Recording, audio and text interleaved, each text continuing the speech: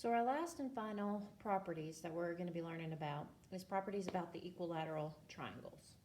So if you remember, we said an equilateral triangle has all three sides that are congruent. So in this picture here, I'm going to mark that this triangle has the three congruent sides. So a triangle is equilateral if and only if it is also equal angular.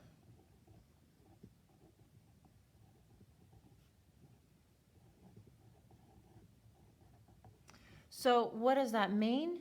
Well, equal angular means that you have all angles are congruent. So if all three of these sides are congruent, then all three of these angles are also going to be congruent.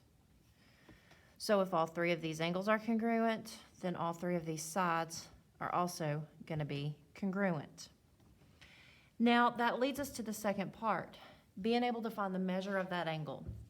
So if each angle of an equilateral triangle measures, so how many degrees would each of those angles have to measure?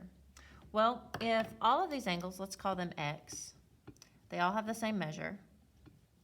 Using the triangle sum theorem, we know that x plus x plus x has to add to 180 degrees. So 3x is equal to 180 degrees. So what's 180 divided by 3? 60. So each of those angle measures are always going to be 60 degrees.